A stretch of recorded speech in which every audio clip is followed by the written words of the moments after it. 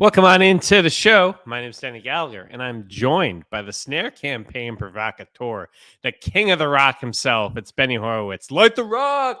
Did you see me with Eli Manning? Look at you. Big Come on. time. I did not. So last night, you know, I guess, in an effort to, we were under the assumption that most people who go to Devils games don't know who the goal song is. Yeah. And they play our song when they score a goal. They play How. It's very cool. They got a whole chant and everything. So management thought it would be a good idea if we lean into this a little more, and make this connection. We also, during the game, teased a little part of our new song, a song that's going to be coming out next week. So it was exciting, but I get anxious about stuff like this. So I'm asking the person who set it up like a million questions. I'm like, what exactly do I have to do? Do I gotta do one of those like "Let's go Devil," or something like that? Because I wasn't comfortable with that. So they're like, no, you're gonna like light up the rock. And they sent me a video of what I gotta do. I'm like, oh, cool. Pitchfork, light up the monitors, NBD. And then like 5 minutes before I'm about to do it, they're like, yeah, Eli Manning's going to do it. Like, what? And I don't get starstruck often, but me, lifelong New York Giants fan, someone like Eli Manning is someone I've seen play and heard talk, 1,000 times, brought me 2 Super Bowls, beat the Patriots, beat Tom Brady, one of those people that I think like a lot of Giants fans, the first like half of Eli's career, we're all kind of like, I know he's good. Is he good enough? Is he good enough to get us over the next hump? Like, why doesn't he smile that much? Like, why doesn't he get mad? He's got that even temperament. And then by like the second half of his career, you're like, man, why can't all quarterbacks be like this? You know what I mean? Like this is what you want out of a quarterback. You want like that Mariano Rivera, like erasure of memory, like Eli could throw a pick, looked like he didn't even care, on to the next play. No big deal. So by the end of his career, I'm an Eli Manning super fan, an advocate for him getting into the Hall of Fame, which is no brainer to me. I don't know why that's even a consideration not to. So we see it, and I'm like, oh man, all right. But in those instances, I don't know what to say all the time. I don't know exactly how to handle the situation. Luckily, very friendly fella, graceful. We wound up with a good 5-10 minutes prior of us standing in the same place, having nothing to do until it started. So, got a little small talk in and chatted a bit. Very nice guy, very personable. You do get to see too sometimes like what actual famous people, like what their life is like, you know what I mean? And I mean, he's sitting up in that pedestal, says, Eli, like security detail came afterwards, cops and the whole deal. And I'm like, oh, is this a little overblown, and shit, it wasn't. Like if they weren't there, he would have literally gotten mobbed in the hallway, like mobbed. So it's funny. We were like walking with the security detail, they wanted us to, and then at one point like it just broke away because they actually, and then we're like, yeah, we're fine, like no one's even trying. Yeah, it was a really cool experience. And then same thing, they were like, so you want to do the Zamboni ride? And I'm like, what does that entail? Is it like I got to go up there and like they're going to be like, doing video? They're like, no, you just basically cruise around. So I convinced like my wife and the boys like to go up and do the Zamboni ride, which was such a trip. I mean, even just to see the stadium from the ice, Yeah. They played the clip of the song. I really, besides for driving in and out of Newark and getting in there, like it was really just an excellent night, man. I feel great about it. Well, that's awesome. Was there any bit of you that you were like, okay, we're going there, we're going to promote, we're going to light the rock, and then when they say the Eli Manning, was there any bit of you that was like, oh, thank God? Or, that it's like the pressure's kind of off us to light the beam because everyone's going to be there for Eli? Yeah, yes and yes. Because, like, yeah, I was like, all right, like, we're now second fiddle on this presentation, which did make me feel a little better. But then I had the added anxiety of like, oh, I'm gonna Oh, meet no. Eli Manning. Like shit. Like, do I gotta do something? Like, like what am I gonna say and this and that? Turns out, he still lives in Jersey. We had a little chat about that. I'm just much of a hustler in that way. I know some people who'd like have his phone number after 5 minutes. Like, that's just not my style. But he also, to his credit, he's a very famous person, right? Who's been talking to anybody he wants for the last like 25 years. And you can tell, like, there's he's got a script, you know what I mean? Like, he's been in a lot of uncomfortable conversations with a lot of people and he knows how to get through it. So I never know how much of it's not like we sat down for a glass of wine and opened up about our pasts. Next week, the tune-up brought to you by Omaha Productions. Yeah, Coming next week. Yeah, exactly. But it was a great night, and I just wish that the Devils came out a little better. I mean, they had a 1-0 lead, going into the second period, and then it just trickled away. And that third period was pretty deflating.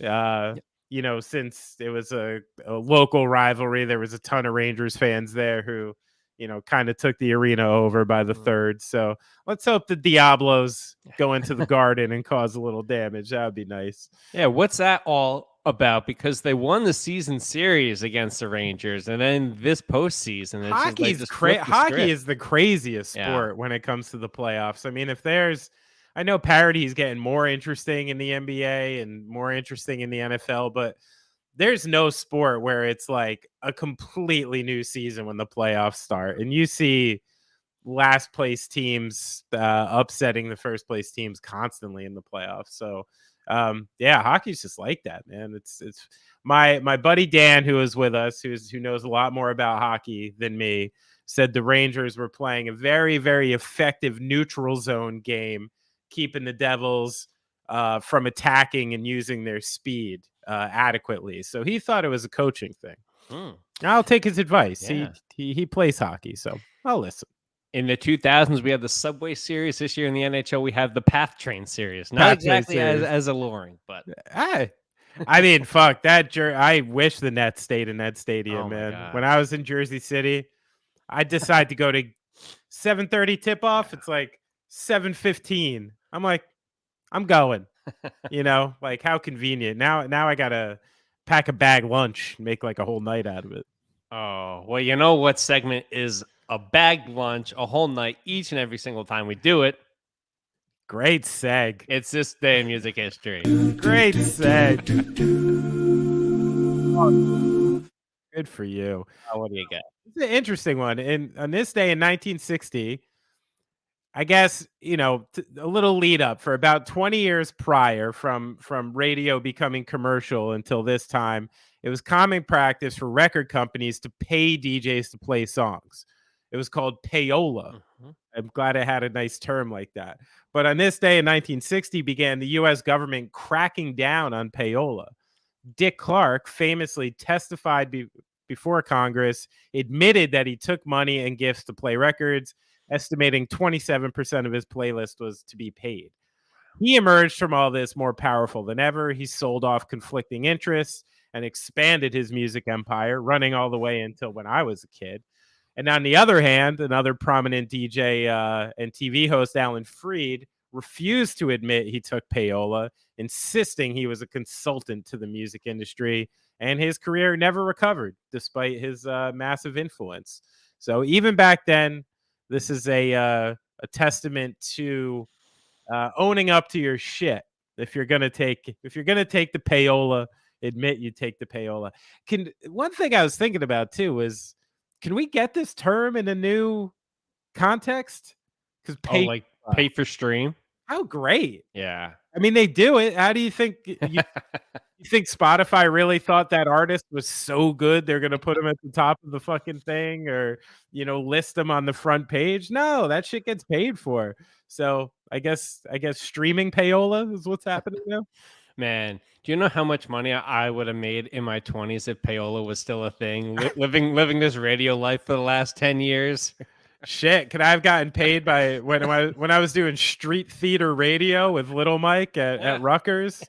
I could have gotten all sorts of money from Discord bands. That would have been the student media version of NIL, like WSOU at Seton Hall, which has a pretty decent sized following. Those kids would have made bank. I bet the metal bands pay to get on SOU. They probably do. What do you got? What do you got? I'm going to make it a little bit more somber. On this day in 2016, Prince was found dead at his home in Minnesota at the age of 57. The police were summoned to Paisley Park when his body was found in a lift, which is kind of a crazy element of that story. We all know Prince's career going from the 80s up until and then his legendary performances popping up at one of his last big ones was the SNL 40th party, where it's like him, Paul McCartney on stage, and he's just like the room of the most famous people in the world, and he is the guy. So Prince, on this day in 2006, passed away at the age of 57. Felt like we could have maybe gotten 20, maybe 30 more years of Prince creativity. Yeah, and he had a fucking locker full of songs too, apparently. The one thing that I kind of found comical about this, in a way, was, Prince, on paper died of a fentanyl overdose. And this is 2016. So as usual, Prince was an innovator. Oh my God. What? It's before his time. It didn't be, it hasn't been a big thing until a couple years ago. Prince was on it. He was on it, always ahead of the curve. I don't even know where to go with that. So we'll go to speaking of being ahead of the time, Benny. Everybody has gathered in Coachella this weekend. The Weeknd was there, and ahead of his performance, a viral ARI song that replicates Drake and The Weeknd was released, and it went absolutely crazy. The song has been pulled from multiple streaming platforms following a complaint from Universal Music Group. The song was called "Heart on My Sleeve," and the numbers it did was crazy. It streamed 15 million times. And let's see, was played 600,000 times on Spotify, got 275,000 views on YouTube, overall 20 million clicks. Universal Music Group, in a statement, said that the reason for banning the training of generative AI using our artists' music violates copyright law. So interesting stuff happening here. This comes after Spotify and Apple last week restricted AI's access to their songs and everything like that. So a interesting time these last few months with AI creativity and where it goes next.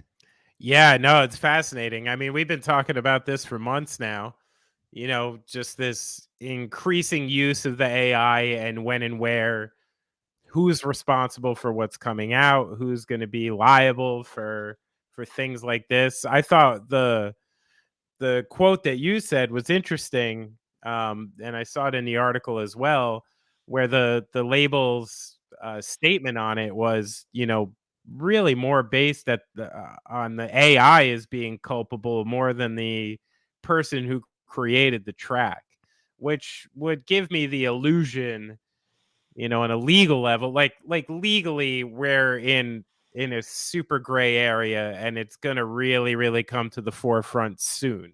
Maybe this is the thing that's going to do it. I don't know how much money this creator, Ghostwriter 77 or whatever, made in this short time. I'm sure when you're doing that much on YouTube and stuff, you at least get a little ad revenue, and it's going to open up the door for something else for this person. But I do think the interesting part of this was the label really seeming to attack the AI itself as the culprit and not the person who generated it. So I think that might be a cue of how this is going to shape in the future, where they're going to really go after the companies, creating the AI products rather than the people using the AI products. I think that's the most illuminating thing that's coming from this story. Well, I mean, it's got to be because they didn't do it, right? Like if Universal came up with this track and put it out there and owned it and was getting all this money, you would hear bupkis about this. But because it was some random guy on TikTok, they're all up in arms about it. Sure. Sure, but I mean, like back in the day, I'm sure people used to be able to manipulate anybody's songs however Yeah. they wanted, and could put it on a tape, and I'm sure this happened a lot back in the day. But now you happen to have the access for a random person out of nowhere to get this thing out there, and really to get it seen and heard and it become viral. So it's really like a three-pronged thing on how this is coming out now, and it's really going to complicate things in the future. And it's really interesting because programs like so we use the Adobe Suite to edit all of this stuff, both Premiere, Audition. In the 2023 version that they've just put out of their stuff, there's AI video editing. So you're going to get more people that don't know what the heck splicing and putting together all this stuff even is, that are able to do it, which makes skills that so many people went to college for kind of invaluable. Now, thank God in the creative field, there's all of these unions to protect people like that. So I don't think that will ever get fully there, because there's like, there's like cinematographers unions, there's directors unions, there's editors unions. So, but for your average Joe at home trying to get into this, kind of dries up the freelance market a little bit. Yeah, no, I mean, I think that's, and it's even in the art world that we just did a podcast with someone who was explaining to me, the illustration AI, Mm. where you can literally write like, you know, paint me a glass of water like Van Gogh would, and it will give you some decent recreation of it. And I think it's what I'd been talking about earlier too. Like, I think the live experience is going to become a much more important thing moving forward. Like, if you're actually watching a band play their music, no AI. If Mm. you're watching somebody paint, no AI. I think like the future of this too, and one of the results might be a more immersive and personal and live experience for not only music, but now art, literature, writing, like all these different things that face to face you can't manipulate it. And I think that might be another fork from this whole thing. Yeah. It's funny that you have on the Turnstile shirt, because they just got booked to play Rolling Loud. Which is typically like a hip hop EDM Oh kind of yeah. listening party, more so than a concert. And they're going to go in there, and it's probably going to be a pretty monumental set. Yeah, they're gonna wreck it. Great live band. So Great absolutely. live group. 100%. Having a moment right now. Benny, you know who's not having a moment right now? Frank Ocean. Frank Ocean. And in this day in music history, we always talk about different ways where people's concerts didn't go exactly according to plan, and this may be a all-timer. All right, so Frank Ocean last week at Coachella showed up a hour and a half late to his set. Only performed until the curfew time, and then he was off. It was a shorter set, showed up late, absolute disaster. He was supposed to play weekend 2 as well. That's not happening. He's being replaced by Blink 182. But where I'm fascinated by this story is the stage that Frank Ocean wanted for his set, that he needed specific approval from Coachella. He wanted a ice skating rink on stage. He got it approved and everything. Apparently, in the lead up to the show, he injures his ankle. That's why he was allegedly an hour and a half late. Ends up doing it without the ice skating rink, and now is injured. So here's my question to you. All of these kind of breadcrumbs make me beg the question. Did this dude bust his ass trying to ice skate and then wasn't able to do his job? Like Anchorman too. Yeah. I mean, here's the thing. I'm not going to begin to like go into what artists have been doing this forever, and there's 1,000 reasons for why people like this decide to come on stage late and decide to not play shows, and like there's a lot of reasons they could give, and I'm not going to sit here trying to work out what actually happened to Frank Ocean and this and that. The one thing I know for sure, and I heard that the Coachella organizers were already fined by the city of Indio for breaking that curfew. And let me tell you something, those curfew fines ain't cheap. I've literally had like going up to a curfew, we got it pretty pat down. where like if there's a clock there and it's 10:58, we gotta be done. I know we got it under control, but we've made a lot of people nervous. I've seen the money people on the side of the stage going because it is expensive. Yeah. It is extremely expensive if you break those curfews. So, there had to be a number of people trying to explain this to Frank Ocean going into it. I'm sure he knew it himself because, the band and the artist foots the bill if that happens. So, I'd like to say that something happened, but canceling, a headlining Coachella set based on something like that. I mean, like, it's a leg injury. I know you can't jump around. You can still sing. So like there's a lot of reasons to make me think that this has got to do with something else. I just, for fuck's sake, I could never guess what. I mean, they're rich, famous people. Maybe his fucking pet ferret got sick and like he just couldn't handle it. I don't fucking know.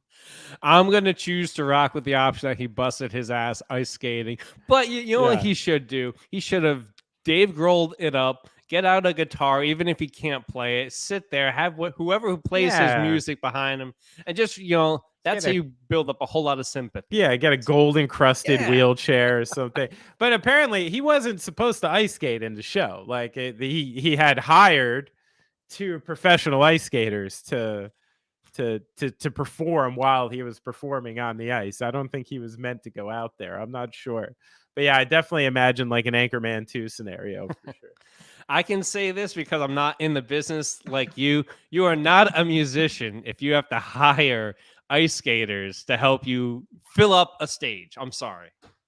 I disagree there. Okay. I mean, listen. Hold on. This is going to go down with the Lady Gaga take, and I'm here, and I'm just going to if you don't have a band, and it's just you, and you have all these flashing lights, and you're doing the whole thing, and you're less concerned about the music and more concerned about the show, and you bring in the ice capades, you're not really a musician. Again, I disagree. When you're a performer on that level, so much of what you're doing just is performance. It is entertainment, like unless you're stupid like the Gaslight Anthem, you decide to go out and play 25 fucking songs or something, which it's exhausting. But that's real. I wish I could play like 11 songs and then the fucking light show would do the work or something like that, no, but I mean, I grew up like a Rush fan, and a Rush arena show was like an immersive, entertainment shtick, the whole thing. And like, there is some value to it. And I think being a solo performer is even more of a reason to have ice skaters because there's less to look at. So I disagree there. I would love to go to a concert and see ice performers as I'm watching a musician play. But if Taylor did it, I'd be all on board because her stadium show, phenomenal. We're not upsetting the Taylor, just the Frank Ocean community because he's ripe for the picking right now. I bet Taylor could ice skate. But the one thing I find hilarious is a bunch of Frank Ocean fans watching 50-year-old men with their dyed blonde hair and their little backwards caps and watching Blink-182. It went from like one of the coolest things to one of the, I don't know, not cool things. Really fast. We're moving on before you get canceled. Yeah, but that's my job here. All right. What is next on the docket? Oh, let's talk about Benny. Yeah, obviously yesterday was 420, and it's been a long, strange trip for the Grateful Dead. They announced on 420 they are starting a TikTok, which it's like I love this. They said in a statement, once in a while you get a show.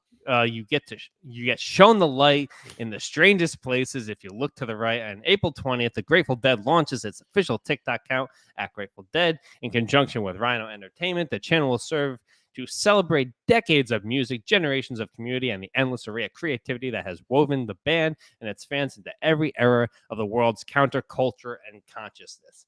Great PR statement. It is. Yeah. What do you make? The Dead being on the talk. I kind of love it. I do. I mean, it seems like it's driven by Rhino Records, like somebody, I don't think there's a member of the band like harvesting this account and cutting up the videos and doing that.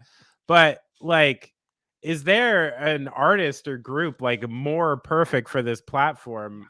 There might be no band in history with more archival footage and recordings than the Grateful Dead. Like, you know, dubs on dubs on dubs of literally like 40 years of performing. They always allowed people to tape their concerts, and you just have a massive amount of footage. So, cut up the right way and done the right way, like, cool.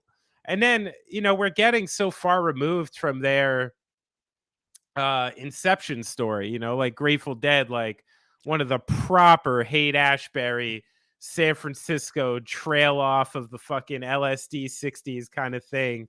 And we're pretty far removed from that time. And like, if you're an 18-year-old person like just coming up, you probably don't have a big idea about that culture and about the lifestyle that was behind it. And it's one of those things that, like, fuck, man, make America grateful again. Like, I still, to this day, I sit here as being a huge Grateful Dead advocate while not being able to tell you more than 3 songs, which I think is a lot of people. Yeah. But I love The Thing. Yeah. I've always loved The Thing.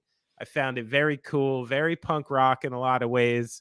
And I'm into the Dead. I'm just not that into the music, but which makes it perfect for TikTok. Yeah. It makes it perfect for this age. Like, give me 30 seconds, give me these great clips, and it's probably going to be really successful. So I'm here for it. I think it's cool. I'm happy that we're getting this Martin Scorsese, Jonah Hill, Grateful Dead movie, I think sometime in the next year or so, because once you reintroduce that story back into the conversation, I think a lot of people are going to try to hop on. Heck, people on TikTok are trying to Wes Anderson their lives now, give that aesthetic to their daily lives. Yeah. So, and that's like Bottle Rocket, these kids weren't even born. That's what I'm saying. If it can make like one 20-year-old kid go like, oh, who's Timothy Leary? Tune in, drop out. What's that? Like, is there not more of an important time to tune in and drop out than right now? To ignore social media, ignore the fucking news, and actually experience the world around you. These guys were onto something. So, well, when just skip the drug addiction stuff. Like, that's the downside. Well, when your band wants to tune in and drop out, I know somebody that's pretty decent over here making TikToks. Oh, Gas Talk. All right. Gas Talk Radio. All right, let's move over to Twitter now. And 420 continued to be a big day around the world. It was a day of Twitter's great purge. It'll go down in infamy. Everybody lost their blue check marks. Benny got out. As soon as there was rumblings of that, all this, get out of here. However, so people lost their blue check marks, such as Patrick Mahomes, Cristiano Ronaldo, Tiger Woods, but not LeBron James. For y'all, man, of course, LeBron wasn't gonna lose his blue check mark. This was because apparently Elon slid into the emails, the DMs, what have you, and was like, LeBron, it's on me. I'm gonna comp your Twitter blue. Everybody else in the world has to pay for it. You're not. What is it? Not $96 a year? At $8 a month? Something like that. Okay. I think it's 84. But it's funny who Elon spared here. He was like, Stephen King, you're good. Ice-T, you're good.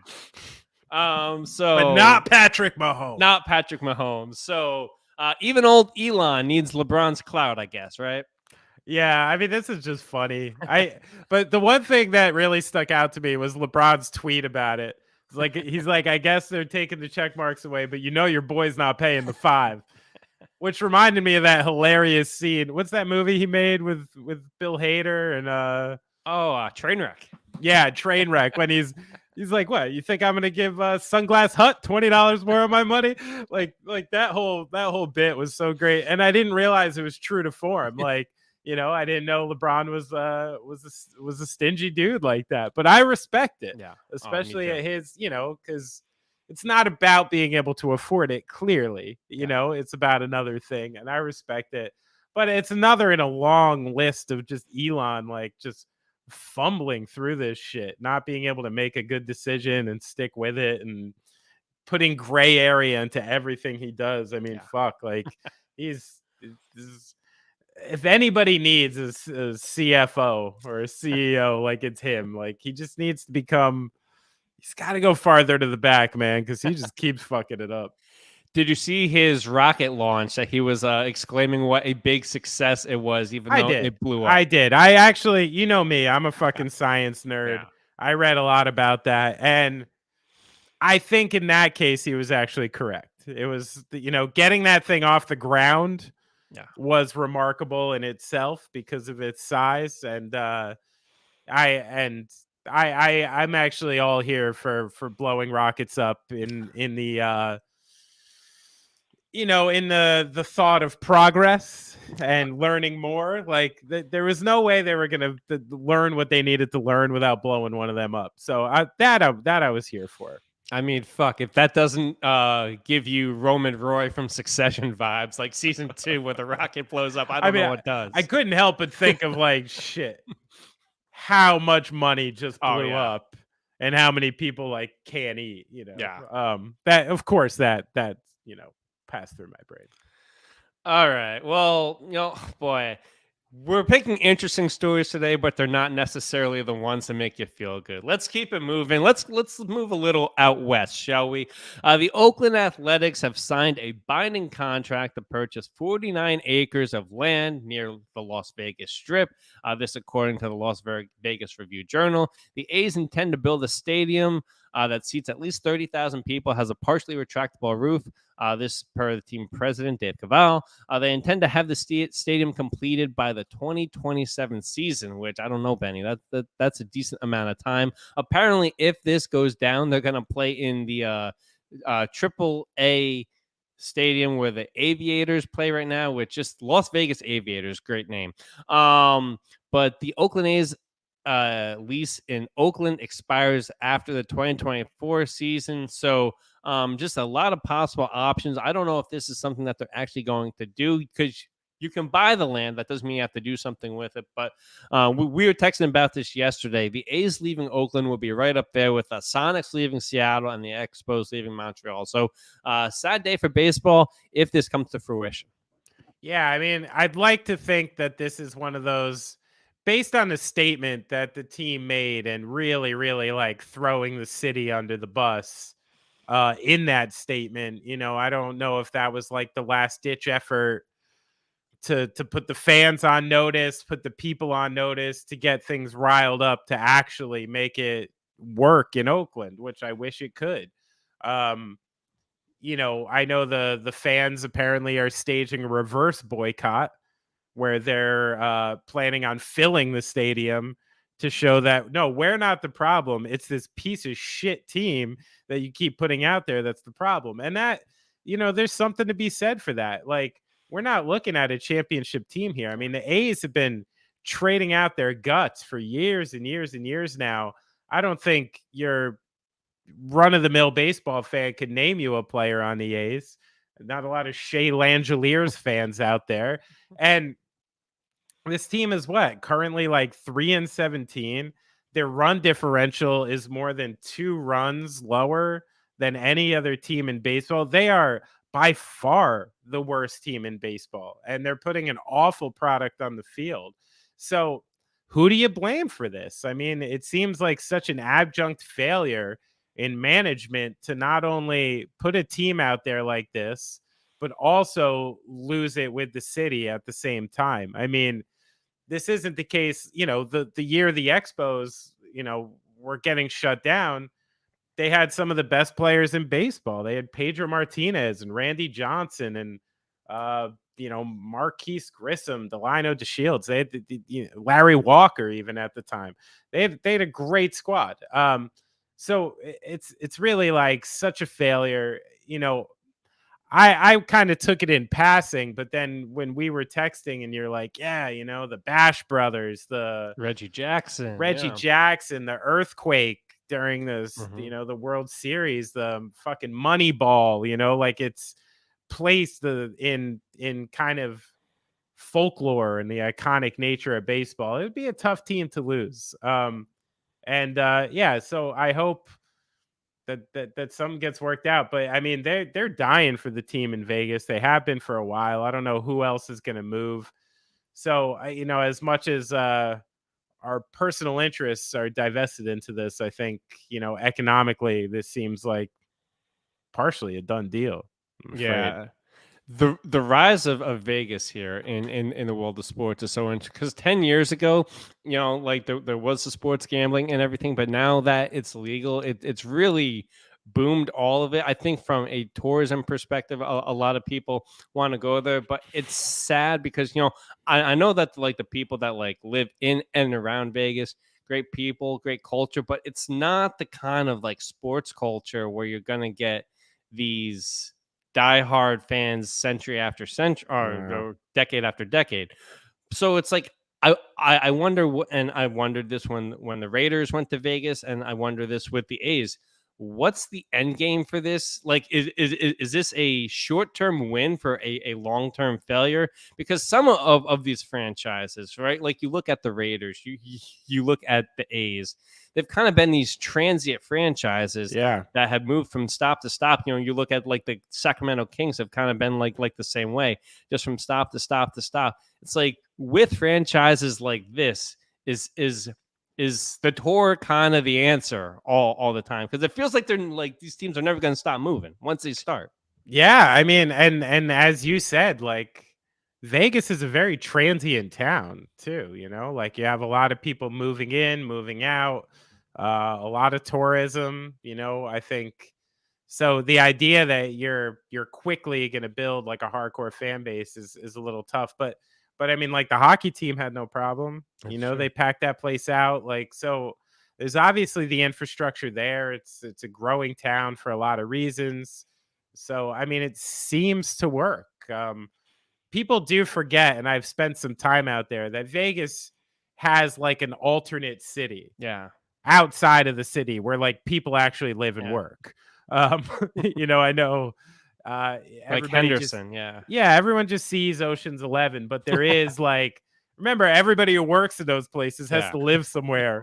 They're not living at the top of the fucking Bellagio. Like they go to homes and neighborhoods that do exist around Vegas, and they're sprawling, they're big, and it's so they do have that more than people think. And this really isn't a knock against Vegas to me. I'm pro Vegas. Yeah. It's a fun town. They should have their teams. They obviously have the money and the fan bases. It's more of a, losing another iconic franchise that and all of a sudden, the Las Vegas Athletics are going to hold Reggie Jackson's records and, like stuff like that. I hate shit like that. As a purist of sports and stats, I hate shit like that. So that's really where my heart lies with that one. It is the sports franchise version of when sports memorabilia just ends up in like Vegas, and it's just like signing sessions, like Yeah. the Pete Rose signing his like baseballs Right, and his right. jersey hanging up there. Oh man, I can't stand this. But MLB needs to step in, try to save the Oakland A's, but I think we may be past that at this point. No, MLB wants them to move. I I don't think they're know. stepping in at all. MLB is like screw history. Like we don't need it one bit. But like, all give right. me the dollars. We got shorter games now. Come on. Well, do you want to talk money here, Benny? A little bit, a little NBA related money, and I think James Harden cost himself a bit of cash last night. Sure. What an interesting Nets Sixers game last night. A lot of stuff happening. James Harden was ejected in this one. Oh yeah. But I want to run through all of this. So first, we get the Nick Claxton dunk and step over of Joel Embiid. Love Nick Claxton, but man, playoffs, what are you doing? I get that. To which Embiid goes and tries to kick Claxton in the nads.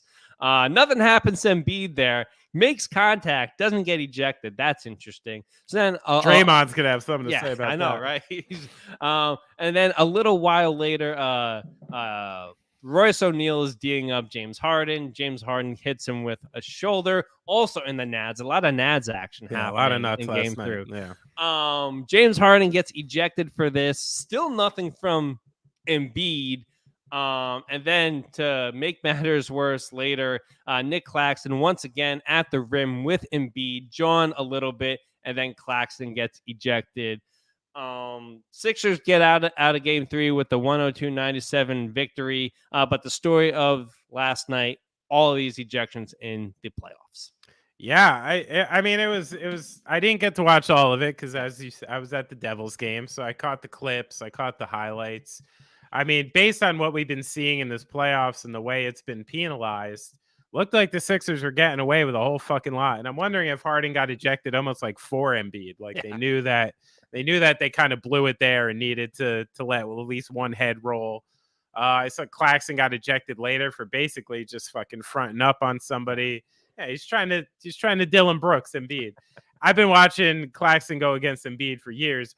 Probably not a good idea because Embiid's got about 100 pounds on him and kind of knocks his ass around. So, but it was a dirty game. It was chippy. The one thing I kind of like about it is the idea of a Sixers Nets rivalry going forward and some of these pieces having an actual issue with each other. Like, it's fun. It's good for the game, good for the product. But classic example of why the Nets, kind of snuck into the 6th seed last night and they are what they are was the ending of that game. They don't have closers, and then when you're going against, proper superstars, I was hoping we'd get one or two of these. Now I'm looking like, Nets might just be packing their bags now, a little bit. What I liked about what Claxton did, though, and it's the same thing that we have seen Dylan Brooks do in this Memphis Lakers series. At some point, when you're going against these superstars, you're like, okay, they're great distributors. We need to make them want to put 50 and 60 on my ass because then they're not pitching to James Harden, then they're not making Maxey an option. I think that's what Claxton was trying to do. That's definitely what Brooks was trying to do. Unfortunately, in the case of that, Claxton took it a little bit too far. Yeah. I mean, he like you said, I love seeing fire out of a kid like that. He's, in the playoffs he's a nice young player. Like Claxton's going to be around for a while as well. This is not going to be the last time he sees Joel Embiid. But, in this case, you're happening to go up against the presumed MVP of the league who's on a fucking mission this season and, can't be stopped. And he's turning into one of those types that when he, gets into the lane and then there's contact, he's so big, he's so strong, great footwork that someone's got to call something. And Embiid's getting real crafty down there for sure. All right, let's move out west, shall we? More compelling action on Thursday night in this Suns series. And this Suns series between the Clippers and the Suns is kind of a summary of the entire Kawhi, Paul George era. Yeah, no shit.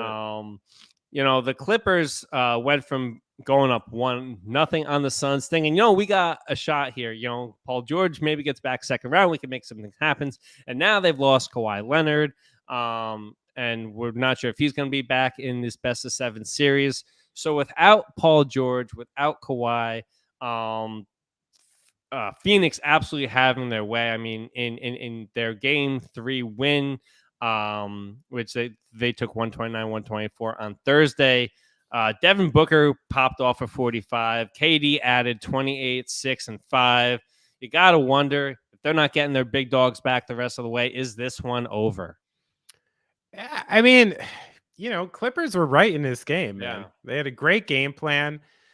What this game was a highlight to me was the idea that really the West is not that strong.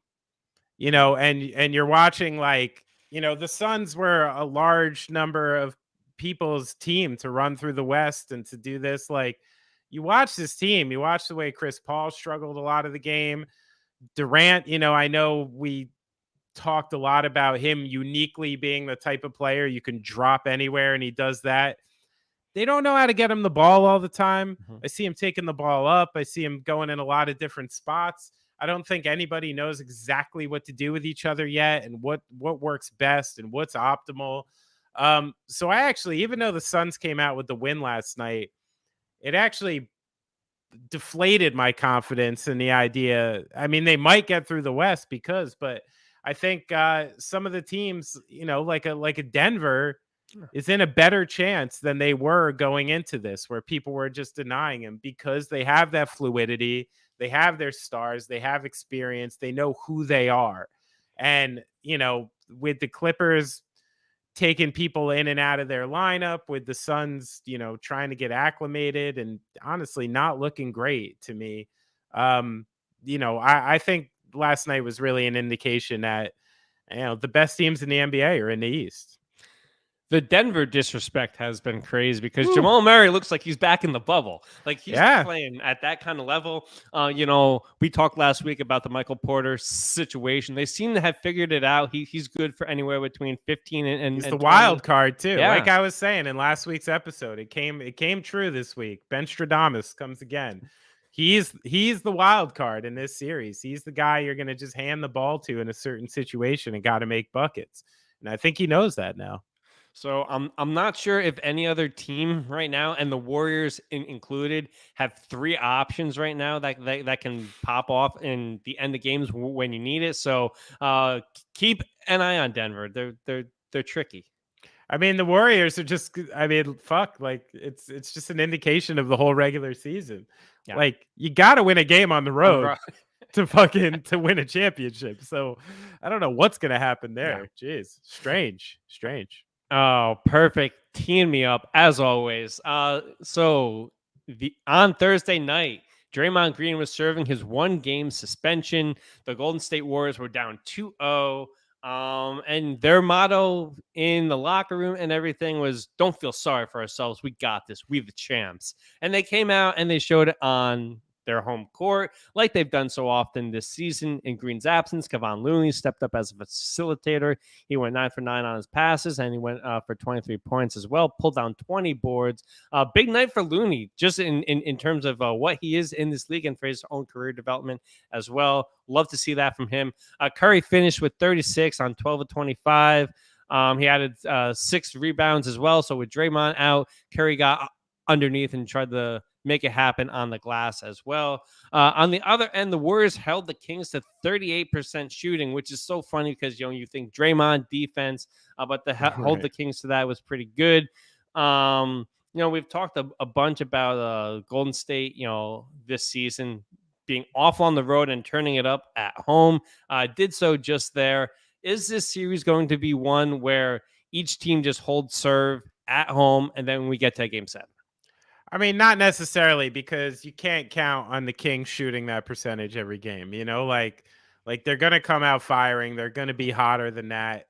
I wasn't expecting the Kings to sweep this series. I do still think they're the more athletic team. They have an opportunity to run the Warriors around. I thought the big X factor in this game to me was Wiggins being a real piece, getting back into it, playing defense. He's such a versatile defender and somebody you need out there. And when you do have a healthy Wiggins and a healthy Gary Payton out there jumping around, it does change the face of this team a little bit. And you really have that perimeter help that Steph and Clay really need out there,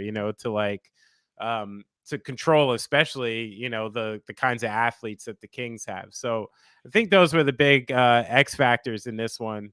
And a huge Game 4 considering, but that's the upside to being the 3 seed. I mean, if the Warriors really can't win on the road, the Kings put themselves in a good position to take that Game 7. This Warriors postseason, more so than even like last year where they were still the guys, it kind of feels like those later playoff runs with the core 4 where it's like they're still there, they're still a threat, but they're not exactly like the team that was pulling off the 98 to 2002 run. Yeah, I mean, but we also kind of assumed the same thing last season, and they turned up a gear in the playoffs and they got through. So I am not going to rule this Warriors team out for a number of reasons. I mean, they have the best shooter on the planet on their team. And, this is that strange Draymond effect too, of certain things is he does do this stuff and he puts his team in a precarious situation as a result, but it ruffles the right kind of feathers sometimes. It gets people thinking differently. It gets them out of their own heads. It's almost like, the one guy, the asshole at a bar who's going to pick a fight with 6 people to like kind of get your friends out of it.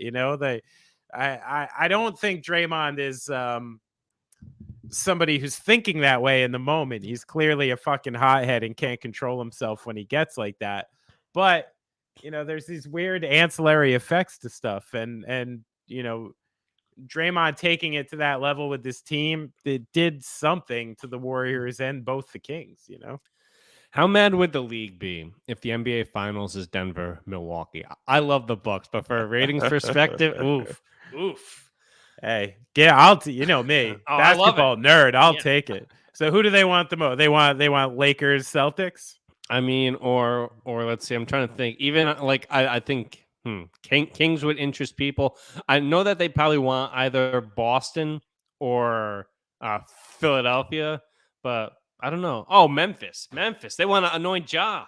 They want this to be you a think they want Memphis yeah. or Sacramento? Those might be the 2 smallest markets in the league. I think it's like you want to introduce. You want like they're using this as like a runway for their next star. So who's it gonna be? Is it gonna be De'Aaron Fox or is it gonna be Ja Morant? You saw that Sabonis is converting to Judaism. Add him up. Come on. Bring him to the team. All we have is Denny Avdija. So I'll take it. Come on, Domus. I love it. In my life, like I'm surrounded by U.S. trying to add to the Jewish basketball team, and the in-laws over here, the girlfriend's family, they're always trying to find the Filipino players, be like, who can help us at the Olympics? Because that country loves basketball. Listen, very funny. It's almost 2024. We might have a Filipino Jew soon. Oh, let's go. Come on. All right. Let's go. Let's move on to some postseason awards here. Sixth Man of the Year was handed out. That went to Boston Celtics guard Malcolm Brogdon. Key addition last offseason for them. A guy who could really help them maybe get back to the finals and potentially win it. He finished over New York Knicks guard Emmanuel Quickley and my guy Bobby Portis, who I was champion on the show last week. Did the voters get it right? Should Malcolm Brogdon have been the Sixth Man of the Year? Sure. That's fine. Yeah. I think you could make a fair case for Quickley. He really had a couple stretches of this season where he was almost tasked with way more than Brogdon was asked to do in Boston. I mean, Brogdon was never really asked to kind of run the show. And there were times when Quickley was really like propelling the Knicks like through a couple weeks of their season, but also at the time he was doing that, he was starting. So, that's the complication there. Brogdon was your classic 6-man this year, really, really provided off the bench and kept it steady. So yeah, I have with high efficiency, good defense. He adds a lot to that team. I really have no problem with Brogdon winning that award. But you can make a case for Quickley. I think Portis had too many stretches of poor play. Like he had a couple months there where you were like, is Bobby Portis good anymore? So yeah, I think they got it right this time. The rare combination of Rookie of the Year turned Sixth Man of the Year. But no, he just bumped up his shooting this year. 48% overall, 44 from 3, which is a big, like the 3, like when he was with the Bucks, like his 3 was but it was his ability to like really get in the paint and facilitate that helped him get that first award. So shout out to Malcolm, love him.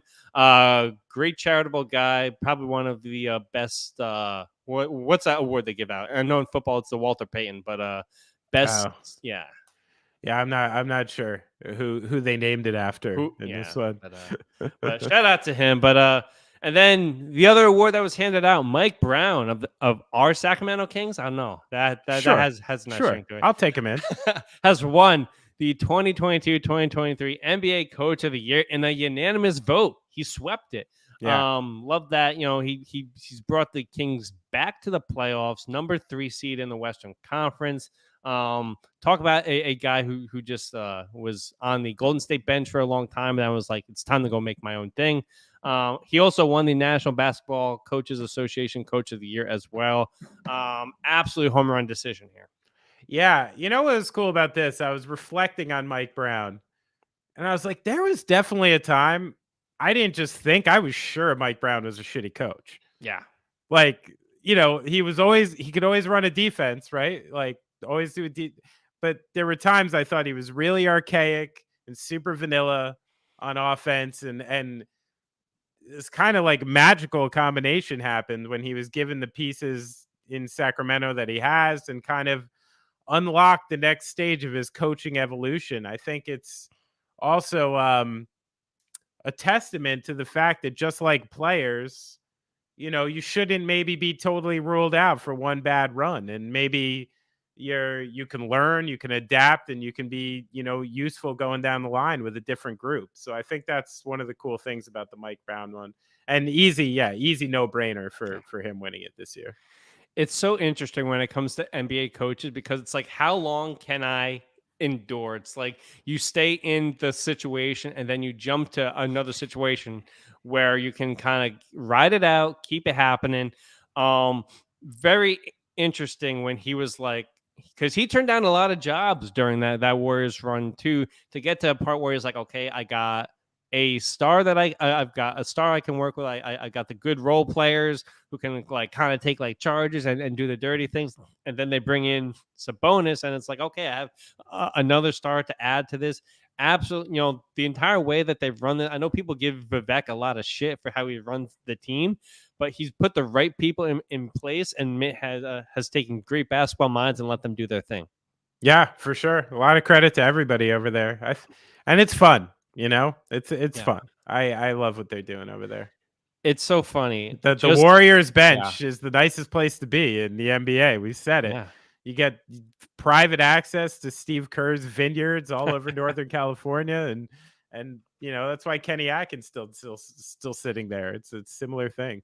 Before he took the assistant GM with the Sacramento Kings, Wes Wilcox worked with us, and I worked with him like every single Saturday. And then like one day, because he was doing like the media stuff, and then one day he's like, yeah, like I'm gonna go take this Kings job. It's like with like Monty McNair. I'm like, yeah, what? Like you were a GM. Like why are you doing? But it's like Wes has a business degree, so much smarter than anybody really that I've met in this basketball circle. So Great decision to join that crew in that front office, and he may get a ring this year. Who knows? So shout out to Wes. Great dude. Yeah, no, I find it all very impressive. The King story is one of my favorites of the whole NBA season for sure. One more late addition to the tune-up set list here. Right before we were about to go on. Breaking news. Adrian Wojnarowski and Shams both tweeting, Nick Nurse, NBA champion head coach for the Toronto Raptors, is out north of the border. This after a year that really finished up kind of lousy against the Chicago Bulls in the in tournament. A great tenure, the best coaching tenure that they've ever had up there. But Masai Ujiri wants to build the next phase for Toronto. What do you make of Nick Nurse, championship coach out in Toronto? I think it's time for whatever reason. I mean, I think he wore on some things they were wearing on each other, because by the end of the season, I'm looking at the starting five for the Raptors, and I'm seeing Siakam and Anunoby and Van Vliet and Jacob Poeltl, and I'm watching this group come out there, and I'm like, should be a playoff team. Yeah. And game after game after game, there was just like weird missteps and people kind of doing strange things at strange times, going cold at times, like, and at that point you're like, what's going on with the coaching? Like, is there something going on?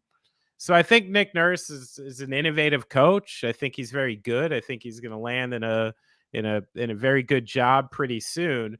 But I do think that's something wore thin in Toronto. I'm not sure what exactly it was from the outside, but it seemed palpable to me. And with that kind of roster, I don't think with some of the teams we saw get into the playoffs and stuff, I don't see how they didn't. So, yeah, it makes sense to me. And we all saw this coming, right? And I mean, he was there 8 years. That's kind of the shelf life for a coach. The message gets stale. Guys don't get up at the pregame hype that, or the halftime talk that you used to be able to give. But Nick Nurse, a guy who getting fired now, is actually going to extend his career, because if he just let it linger a few more years in Toronto, he probably wouldn't be eyed up for the next job. Houston Rockets already interested in him. We've talked previously on this show about him potentially going to Detroit, following Dwayne Casey yet again. Yeah, right. Which it's like, I know you never want to talk about the black head coach in the NBA versus the white head coach in the NBA narrative, but it's a pretty interesting thing there if you look at the Dwayne Casey story. Do I not want to talk about that? I mean, it's we're at the hour mark. That's like a 25 minutes into. Well, we'll kick off the next episode with that. Yeah. But yeah, Nick Nurse will get another job, and we'll probably kind of like the Quinn Snyder thing, the JB Bickerstaff thing from a few years ago. He'll be back relatively soon. Yeah, for sure. All right, that about does it. Right at the 1 hour mark. Woo! Plenty of ways to get in contact with the show. You can email the TuneUp at thetuneuppodcast@gmail.com. 2 P's in there. Follow us on all the social platforms at the TuneUp HQ on Twitter, Instagram, and TikTok. We were never verified, so there was nothing to lose. Follow Benny on Instagram. Big week ahead for him at Benny Horowitz. I'm at Deny Gallagher. Benny, anything else? Eli Manning, very tall, taller than I thought. The show has ended. Go in peace. You've been listening to and watching The Tune Up.